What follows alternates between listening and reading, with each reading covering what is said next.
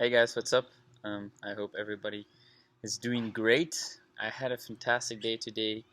It was filled with love and beautiful nature and all kinds of good things, so it's definitely something to be grateful for.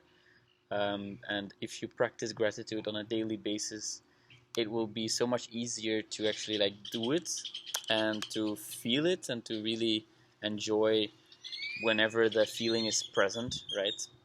So I highly recommend you try it out, and I talk about it in a lot of my videos. So you can find more information about that if you scroll through my channel. And so today what I felt like talking about, because it's really a feeling thing for me, I like to just let my intuition flow, let my consciousness flow. That's why I call it flow of consciousness, right? And today I wanted to talk about compassionate communication. There's a book that I highly recommend you check out. It's called The Art of Communicating, or The Art of Communication, or something. I'll link it in the description so you can check it out. It's actually available on YouTube, an audiobook, and it's fantastic. It's amazing. Like, they talk a lot about the art of communicating, basically, and a way of compassionate speech. And the thing that I wanted to talk about actually is the way you speak to others is the way you speak to yourself. And it's something that I've been experiencing the last few months, more intensely than ever before. And it's a very interesting thing to experience and to realize that whenever you are kind of talking to someone in a compassionate, supporting, kind, loving way, it's actually almost like you're soothing yourself, like you're healing yourself. If you're talking to someone like, hey, it's okay, I know that you suffer, you are good, you are genuine, you are going to get through this, it's all right, the way you feel, it's 100% valid, and I know that things will get better for you. And you can go on and on and on. And by talking like this towards others, to other people, when they're suffering, when they're struggling, with understanding, with compassion, with kindness, it's as if you are kind of saying it also to yourself. Whenever you're struggling and you are able to help others, you can actually also kind of help yourself by speaking in a loving, kindly manner towards them. It's almost as if you're talking to the mirror, and you're actually like absorbing the words that you express towards others inside yourself. And it's amazing. Like, I sometimes comment on some Facebook comments that people make, or Facebook posts in breakup support groups or psychology groups or anxiety depression groups, whatever. And when I'm writing these compassionate replies, it's as if I'm talking to myself also. And by doing that, I believe that you can not only help the others, the one who is on the receiving end of your comment, of your reply, but also yourself. And by paying close attention to the way you speak towards others, it will probably also reveal a lot about the way you speak to yourself in your head, right? Because we are constantly having a dialogue with ourselves, about a lot there's I don't know how many thoughts, but like 50,000 thoughts per day or something, we think. So whenever you become a little bit more aware of these thoughts, and you replace some of the negative ones with more kind, loving, compassionate thoughts, that will have a drastic influence, a drastic impact on your day-to-day experience. So if you learn to compassionately express your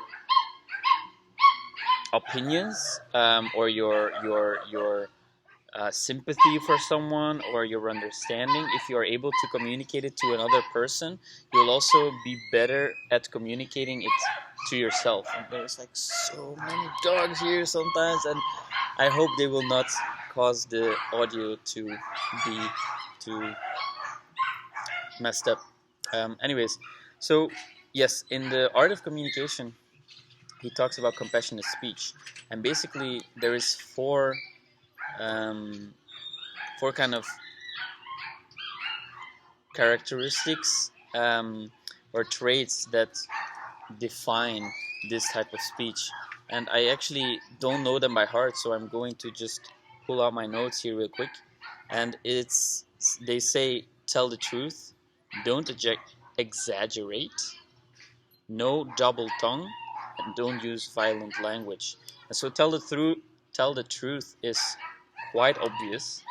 You want to limit the amount of lies you tell, preferably completely eliminate the lies. Sometimes we tell white lies to spare someone's feelings. I believe that that is an okay thing to do, even though there are most of the time workarounds where you can actually be honest, but without having to be rude or negative.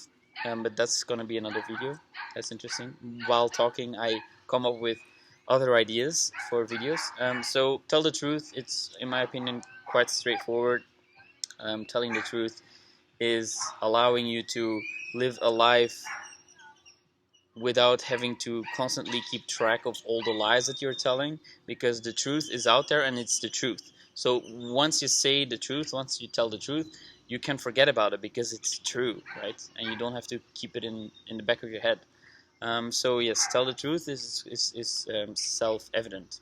Then don't exaggerate. This is a powerful one to realize, because when I was younger, I found myself sometimes exaggerating things. Like I tried to make myself look cooler than I really was, or like telling a story and then making it a little bit more than it actually was. It's actually kind of a form of lying, like exaggerating is actually lying because it's not the true, how would I say, the true, it doesn't describe the situation in a truthful manner, right? You're exaggerating, so you're blowing things up here, so you're basically telling a lie. So this kind of ties into the tell the truth. Don't exaggerate means that you don't blow up, or you don't try to make yourself look better than it actually is, because usually people don't even care, right? If you're like, oh, last night I drank 1 bottle of vodka and it was actually like half a bottle, it also doesn't really matter in the whole, like, story. But try to catch yourself whenever you are exaggerating, and try to minimize the amounts of times you do it, because it all adds up, right? It all adds up. And if you are consciously reducing the amounts of exaggeration you're using in your day-to-day communication, you will see that it will drastically improve just your overall sense of well-being. So the third one is no double tongue, and it basically means that you tell someone something and then tell someone else something else. So you say something nice about this person, and then to the other person you start to badmouth them, or you say something that is not really, how would I say, equal, or I don't know the word. It doesn't really matter. Like it's not congruent. That's the thing, right? You say something to someone else, and then you tell someone else something different. So doing that is also causing a lot of mental tension and a lot of stress. And you also gotta keep track of what you said to everyone. Like you gotta keep track of everything, and that's a very difficult thing. So you want to remove that as much as possible. So you want to be as straightforward as you can, and don't use a double tongue. You don't want to do that, because I prefer to say something good about someone and then tell it to everyone. I don't want to badmouth them or whatever. Like it's good to talk good about others, because it also makes yourself feel good to be able to talk good about others. So I believe that by increasing the amount of things we say in goodwill, that will also increase our own mental health, our own happiness, right? And so the last one is don't use violent language. And not using violent language is, I believe, just reducing the amount of aggression in your speech. You don't want to use like harsh words, negative things, like always and bad and all these, like these harsh words. You want to reduce them as much as possible, and you want to try to communicate in a kind and loving manner. And you can do that by expressing your understanding, by expressing your appreciation, by expressing hey little man there's there's this Mexican dog just saying hello. So hello, guys, people watching this. So yes, by expressing understanding, um, you know, by validating other people's their emotions, their issues, their troubles, the things they're struggling with, by validating those, you also kind of validate your own struggles and your own issues, and that is so healing. It is very very interesting thing to observe whenever I am typing a kind, compassionate reply to someone who is basically crying for help. By doing that, it feels like I'm also writing this to myself, or when I'm telling someone something, maybe on the phone or face to face. It's a very healing thing. So an example of a compassionate reply to someone telling they are having a hard time is, um, I understand, I know that you suffer, I'm here for you when you need me, and what you're feeling is 100% valid. It's 100% um, okay to feel that. It will change over time, and maybe you don't want to hear this right now, and I can provide you with just the support, or I can also help you try to see things from a different perspective. And a very good thing to ask someone is like, hey, do you want me to just listen, or do you want me to offer you advice? Because unsolicited advice or uncalled for advice can sometimes be annoying, or uncalled for, like I said earlier.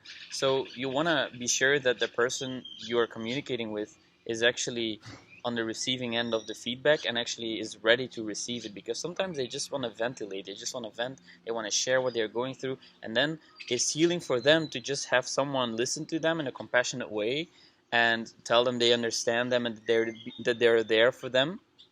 And sometimes someone wants advice, and usually when someone wants advice, they will ask for it. So giving out advice all the time to people who don't ask for it can sometimes be annoying, or can sometimes be perceived as pushy, or uncalled for. And something that I learned, because sometimes you're learning about a topic and you're getting excited about it, and you want to teach people, you want to share things, and you want to give advice and this and that. But I learned that it's actually better to just listen to somebody talking to you, and keep your advice to yourself, and then ask them genuinely, like, hey, do you want me to just listen, or do you want me to offer my opinion or my thoughts or my advice? And then when they say like, hey, I would actually appreciate it if you would let me know what your thoughts are on this, then they are able to receive what you're saying, and it will be so much more impactful, and they will get so much more value out of what you say. Because otherwise, most people, they have like an averse reaction to it. They kind of like resist what you're trying to say them, even though you have good intentions and you really want to help them. You really want to relieve their suffering, for example, by giving them advice, because you believe that this is what helped you, and you hope that it will do the same thing for them. But they are totally different people. They are not the same like you are, and maybe what works for you doesn't work for them whatsoever. So for example, like me putting out these videos is actually giving out advice for the people who are actually willing or ready to receive it, because they will find, you found my video, so you were looking for something and you found an answer, and you are ready to receive the knowledge and the feedback and the input from me. And I am not, like, imposing this on you. You have found me, and I am able to express my thoughts and my feelings and my opinions and my faults and failures and successes and everything, and you're ready to receive it. And I think that's wonderful. That's like precisely why I'm doing these videos, because I learned the hard way that giving my advice out to people who don't really want it or who don't really care about it, it kind of hurts also, right? Because you want to help them, and they're like, oh man, like, please just don't talk about this, whatever, right? But I love to do this. I love to talk about these things, and I believe that by just putting it out there, the people who are ready to hear this, the people who want to hear this, they will find it, and that's amazing, because then they will be helped the most. They will have the most impact, and I think that's wonderful. So that's why I'm doing this, right? So the compassionate speech is a key building block of my life, because I try to be compassion and kindness are one of my core values. I really strongly believe in these values. I think they are absolutely adding to people's lives. They're adding to my life. I can be kind towards others. I can show compassion towards others, and that also shows compassion to myself. And that is in itself very healing. Like if you're suffering through a lot of painful situations, then being compassionate to yourself and to others is one of the most healing things you can do. So that's why I think it's very, very important to become aware that you have a responsibility. You have agency in this, and you can decide to use compassionate speech or more aggressive, violent language. And they actually did some studies on language and using different types of speech. And I'm not sure if it's actually like 100% true or whatever, but I don't really care about it, because in the end of the day, what you believe, if it's serving you, then it doesn't matter if it's true or not. Like, this is so important, guys. You want to ask yourself every time you think a thought, or you have some kind of belief, is this serving me? And it's so important to get clear on this, because most of the beliefs and thoughts we have are not serving us. So whenever you're stuck on a specific thought or feeling, ask yourself, is this serving me? And so whether the belief is true or not, if it's not serving you, even if it's like true or something, you can change it to another belief that serves you. And every truth is a half truth. So you never know what is actually true or real. Probably never, right? I try to not use never and always, but sometimes they're just appropriate, right? But so with these beliefs, whenever they are not serving you, then you just discard them, or at least try to discard them, and try to install other helpful beliefs that do serve you. So back to my point about the language and the violent speaking. So they did some studies, some experiments, where they put, I believe, um, water, and then they froze it into some ice crystals or something, or the plants, and they water the plants with water that people said angry and violent things too. Like, they were talking in a violent, aggressive manner with violent speech, and so the water absorbs these vibrations, and then the water affects the formation of, I don't know, the ice crystals or the growing of the plants, whatever it is, right? But there's been several studies where speaking in a kind, compassionate manner creates more beauty. The plants will look more healthy. They will look more full of life. The ice crystals, they are more geometrical, and the ones where you use violent speech, they are like distorted and not very nice. And the plants, maybe they don't grow really well. I mean, I don't know the specifics of it, but the gist of it is that compassionate, kind speech, they have these vibrations that cause more beauty to grow, to, they allow for more beauty in the world. And I believe that that's something that I believe, that by being compassionate, by showing kindness, you increase the beauty in the world, just in general. Like, I cannot think of a situation where kindness and compassion are causing more suffering, or like, like, are a bad thing. So I believe that it's a good thing. So I try to live up to those values, because I believe they're very, very important, and they're adding to everyone's life, including mine. So by paying attention to the way I speak, the way I give feedback, the way I relate to others, and trying to incorporate as much compassion and kindness, that just makes me feel good about myself and also other people, because you can sense, you can tell when somebody is enjoying the things you're telling them, or when they're like more resisting it, or when they're maybe hurt by it or whatever. Like, compassionate, kind speech is healing. It's very, very profound and powerful. So I believe that it's a good thing to try to pay more attention to the way you talk to others, because that also reveals the way you talk to yourself, right? And so, for example, here is a very good example of compassionate speech. For example, when you're having an argument with a loved one or partner or family member, whatever, right? A person who is important to you, or even just a stranger, right? That's another video I want to talk about, like how to have a productive argument, or a productive discussion, because I think it's a very, very important topic to be able to navigate conflict productively, because it's such a potent um, situation to actually like strengthen a relationship. Conflict is one of the best situations to it can make or break a relationship, because there is so much energy involved and so much potential trust to be gained or to be broken, that conflict is very very a very important part of relationship building. So that's anyways, that's another video. But so the compassionate speech here is somebody is making you angry or upset, and you are feeling like you want to react with violent speech or violent reaction.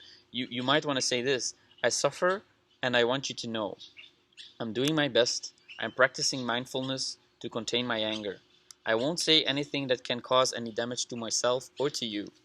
I'm looking deep inside to see the root of my suffering. I believe that you have caused my suffering, but I know I shouldn't be too sure of that. This is key, guys. You can say that you believe that the other person may have caused your suffering, but admit that you are not too sure about that, right? So you want to tell them that they know that you there might have been an error on your side, right? And this allows the other person to come towards you instead of fighting and being defensive and, like, because they feel like you attacking them, you caused my suffering. No, you're telling them, I believe that what you said or what you just did caused my suffering, but I'm not so sure of that, so I'm willing to look inside to find the source of this suffering. So I'm looking to see whether my suffering comes from a misperception from my part. Maybe you didn't mean to say it, maybe you didn't mean to do it, and I'm now doing my best looking at my anger and to embrace it tenderly. So I practice mindfulness to look deeply into myself and to get to the root of my suffering. This is so key. This is so key. It's so important that you are able to communicate this in a compassionate, non-aggressive way, because being upset is all right. Like, feeling upset, feeling angry, feeling hurt, those are all parts of life. Everybody feels them, right? But it's usually the start of an argument, or like a discussion that is not very productive, because the other person feels hurt, and then you start to blame and it escalates, right? But if you're saying that I believe that you caused my suffering, but I'm not so sure about that, and I'm willing to look inside to find the root of my suffering, that is so powerful, so powerful. And if you do this in a genuine, kind, compassionate way, the other person, I mean, or they are in a very very shitty place mentally, but usually when you communicate that, like, towards them in that way, they will they will be opening up themselves. They will be willing to listen to you. They will be willing to have a dialogue, because this is a key distinction. Whenever you're feeling like you're about to get into an argument, you want to distance yourself a little bit, and then create space in order to create a dialogue. You want to solve the problem together, because it's not you against the other person, it's you together with the other person against the problem, and you're trying to solve it together. So compassionate speech is so important also in conflict situations, or high stake discussions, right? So this is very important. So I highly recommend you check it out, the book The Art of Communication. It's really really good, really profound. And they also mention a few mantras, a compassionate mantras they call it, and you can repeat them towards yourself also, right? If you're feeling down, or you're feeling like you're struggling with a difficult situation, you can repeat them to yourself. And they are, I'm here for you. So you can repeat that to yourself: I'm here for you, I'm here for you, I'm here for you, it's okay, I know you are there, and I am very happy. I know you suffer, and that is why I'm here for you. I suffer, please help. This is also very, very important, right? To let other people know that you're suffering, and then by kindly asking them for help. And this is showing vulnerability, and this is very, very difficult for many of us, because we were hurt in the past many times, and we got scared from opening up, right? We think we will get hurt if we tell them that if we tell other people that we suffer and that we need help. But it's actually the opposite, unless you are, of course, talking to somebody who has bad intentions, or who is in a very bad place themselves. But so you gotta learn to distinguish between people who are actually like able to help you, right? To be there for you, to be strong, and others who are probably just gonna hurt you. So you wanna pick the right people to say this to, right? It's not everybody deserves to to see your vulnerable side, right? Because they might abuse this information, or they might want to hurt you with it later on. Even though you can make yourself immune to this, I made another video about this, by realizing that they are just in a very bad place themselves, and that this causes them to react in this certain way, right? So yeah, this is something you might want to look up and check it out if you're struggling with that. So the fifth one is, this is a happy moment. This is also so important to verbalize, right? When you're together with someone, you're doing something, or even by yourself, walking down the street, walking down the beach, whatever, having a nice meal.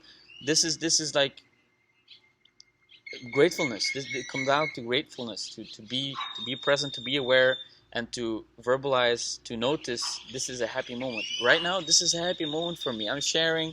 There's birds everywhere. It's wonderful. It's a great temperature. It's amazing. This is a happy moment. Me sharing this with you. It's amazing. So then the sixth mantra is, you are partly right. After you're receiving praise or criticism, I have both strengths and weaknesses inside me. This is also so interesting. Like, this is something that I never thought about before reading this book. And whenever somebody is complimenting you, or giving you praise, you want to thank them, and also tell them, like, you are partly right, because I also have my flaws. Everybody does. And by, excuse me, by admitting that, you you create this human interaction. Like, you're a human, right? You have your flaws, and by admitting those flaws, people will feel more comfortable with you. They will know that, oh, this is a real person. This is someone who understands that everybody is struggling, and everybody has their flaws. And by admitting your flaws first, it allows other people to admit theirs, and you build a lot of rapport that way, and trust and intimacy. And I think that is very important to sustain a great and healthy and fulfilling relationships. So this ties into the quote that I really love, and I'm really thinking of tattooing it somewhere on my body. It's, your doing allows others doing, and allows for others doing. And so it's so key. When you're admitting your own flaws, you allow other people to do the same, and they will feel, how would I say, I don't know the word, like, they would feel as if it's okay for them to share their flaws too, because you were the first to take the step, right? It's like when a musician is playing in the streets, and nobody is actually like paying attention, and then there's this one person who stops and who starts to listen, and who gives this musician attention and maybe some money, and some other people come along, and then all of a sudden there's like a lot of people standing there. So this first person who made the first move to stand there, he allowed others doing by actually like putting himself out there, and then other people can join. And this is how it goes a lot of the time. Like, for me, creating these videos, starting this channel, I was inspired by Mouth of the Ape. By seeing him do this on a regular basis, I was like, wow, that's amazing. Like, I can do exactly the same thing, and it's wonderful because I can express myself, I can help you, I can hopefully inspire you somehow, and that's fantastic. Like, sharing, growing, sharing energy, sharing good good vibes, love, compassion, kindness, all these things, they're very, very important to me, and it feels good to be able to share these with you, with everyone around me, right? So I guess that is about everything that I wanted to say about this compassionate speech. Like, try to pay attention to the way you talk to others, and try to incorporate words like, I understand you, I hear you, I know that you suffer, it's okay, it's valid, I'm here for you, like, you're brave, you're courageous, it's strong, you're full of love, full of light, it's amazing. Like, words like this, they can express your compassion and your kindness towards others, and also towards yourself, by doing this, because the way we communicate to others is also the way we communicate to ourselves. And on that note, I want to end this video. So thank you for being brave, thank you for looking inwards, thank you for making yourself and thus the planet a better place, one step at a time. And as always, thanks for watching, guys. Talk soon. Bye.